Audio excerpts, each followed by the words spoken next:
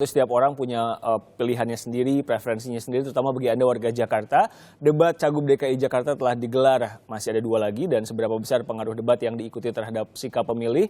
Lalu siapa sebenarnya yang paling menguasai isu atau sebaliknya? Kita bahas bersama Direktur Poltreking Indonesia Hanta Yuda. Dan Anda yang ingin berpartisipasi memberi komentar dari penyelenggaraan debat Cagup DKI bisa menghubungi nomor kami 021 5366 1222. Nomornya ada di layar kaca Anda maksud saya.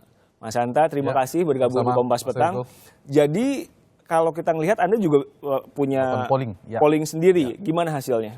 Ya, pertama polling yang dilakukan oleh Poltreking Indonesia, tepatnya quick polling, pollingnya dilakukan pra dan pasca debat. Jadi secara metodologi dulu ya, sedikit saya kupas, responden kita itu ketat dilakukan sesuai dengan populasi. Jadi multi-stage random samplingnya itu diambil dari kerangka sampling survei yang pernah kita lakukan sebanyak 1.200. Dari 1.200 responden itu, lalu yang kita data yang memiliki nomor telepon dan seterusnya di list berhasil yang kita telepon. Ini telepon landline?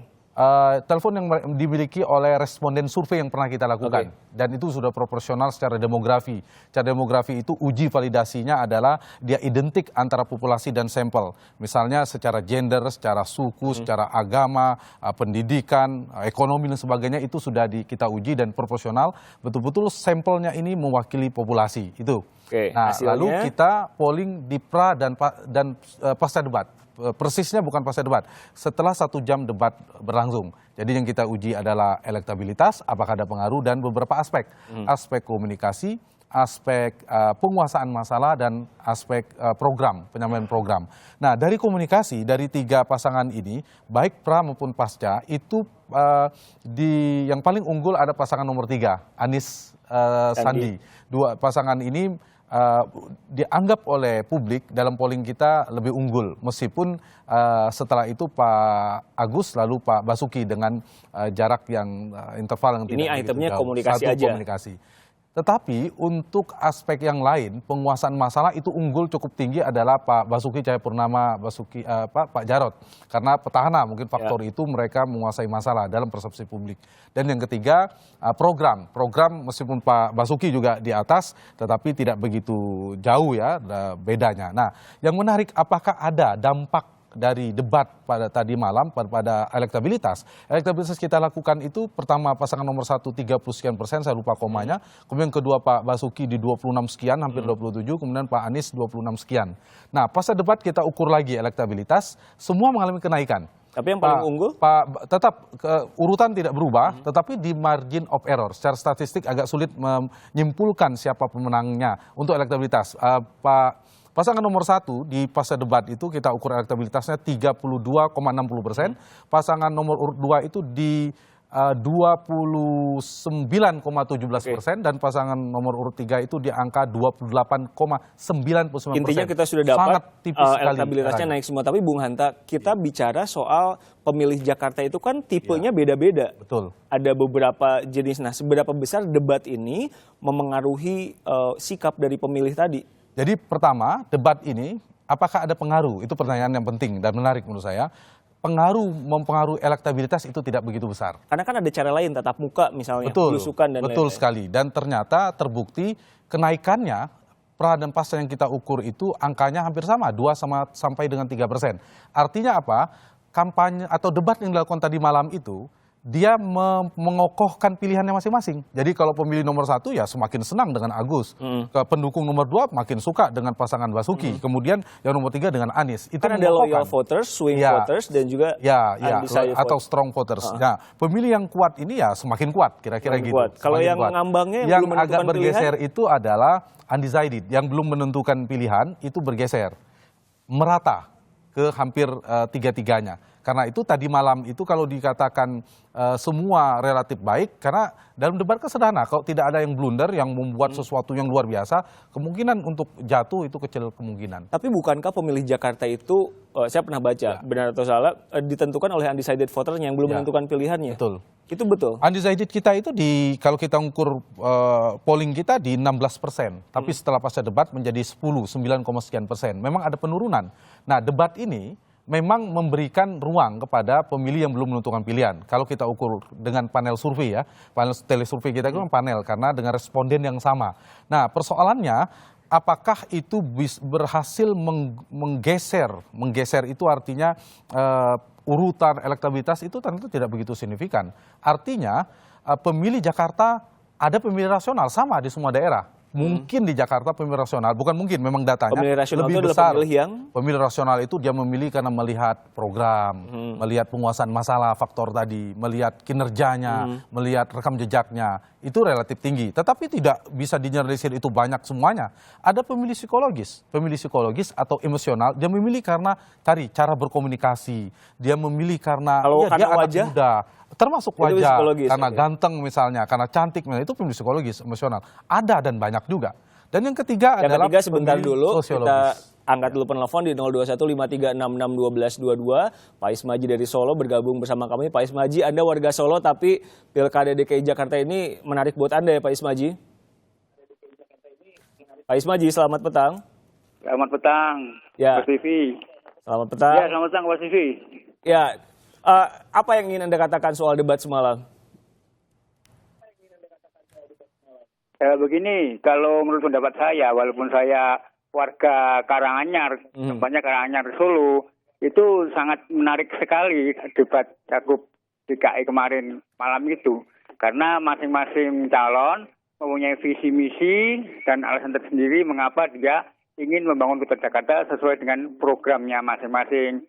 Tetapi yang saya garis bawahi di sini adalah, walaupun saya orang jauh dari di Jawa Tengah ya, tapi saya selalu mengikuti perkembangan pilkada di DKI Jakarta ini. Karena apa? Karena yaitu secara prinsip saya condong ke petahana ya. Karena di sini memang keberhasilan terhadap pembangunan Jakarta sudah nampak terwujud. Sehingga walau bagaimanapun saya apresiasi terhadap Ahok dan Jarot. Karena apa? Ternyata sekarang banjir di Jakarta juga banyak berkurang. Kita tangkap maksud Anda. Pun walaupun masih macet ya, tapi ada perubahan.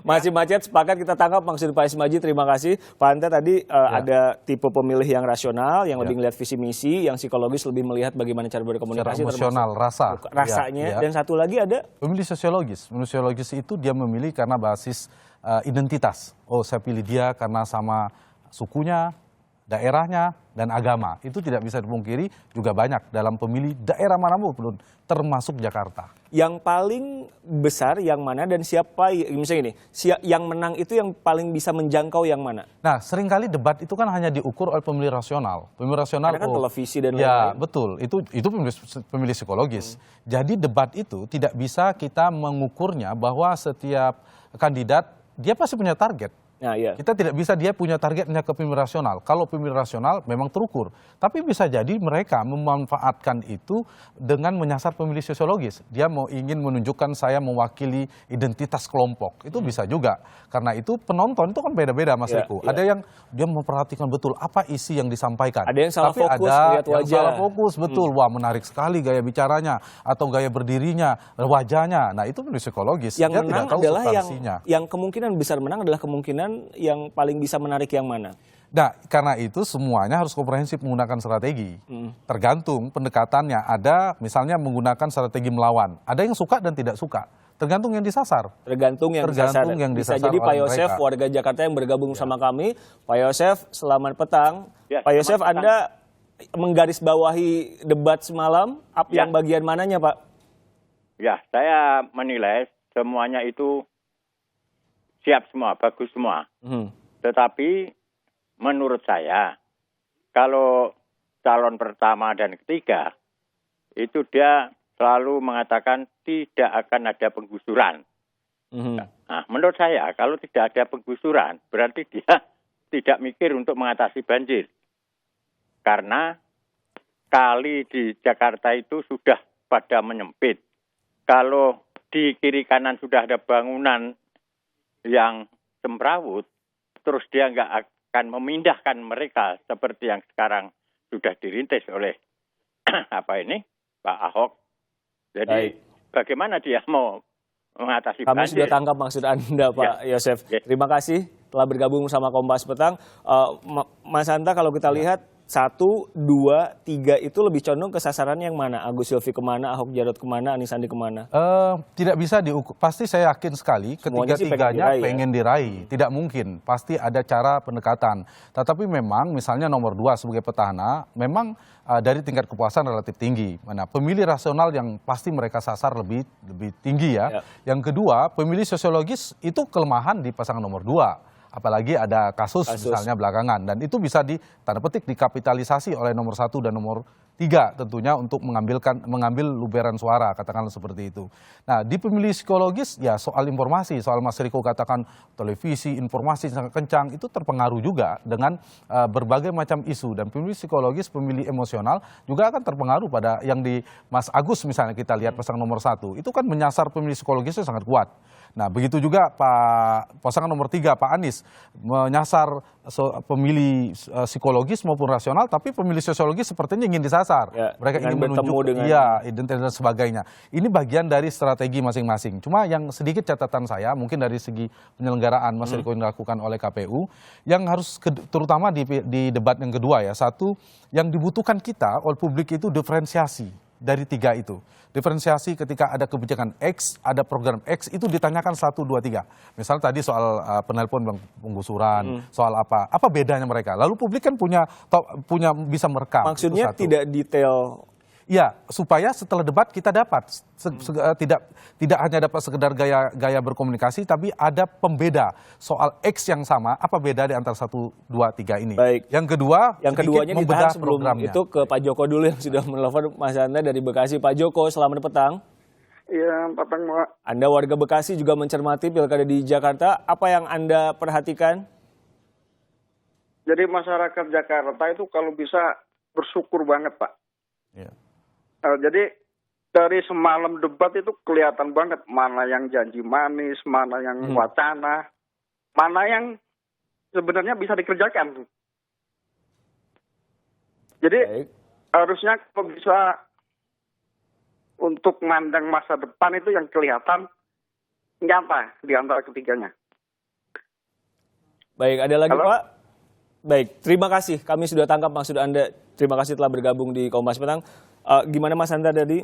Yang kedua tadi ya, setelah preferensi, yang kedua membedah programnya. Jadi masing-masing kandidat nomor 1, nomor 2, nomor 3 kan punya program unggulan, punya visi misi. Nah itu yang harusnya lebih didalami, ditanya, disasar oleh moderator atau yang diatur oleh KPU ya. Maksudnya bawangnya dikupas-kupas sampai ya, tahu kira-kira sehingga apa. Misalnya ada program tentang bantuan RW misalnya untuk nomor 1, nah, itu dikupas lebih dalam. Kemudian BPJS kartu Jakarta KJS, kartu Indonesia Pintar nomor 2 itu didalami. Nomor 3 juga begitu, soal lapangan pekerjaan yang menyiapkan sekian puluh ribu. Nah itu yang perlu dikupas juga menurut saya. Tapi poin pentingnya adalah informasi yang kita dapatkan, saya setuju dengan penelpon terakhir, semua berkualitas. Yang keempat-empatnya juga ya, Jakarta Bekasi tadi perlu merayakan ini, calonnya berkualitas semua, bagus semua, tinggal masyarakat Jakarta. Dan kalau saya dari sisi polling yang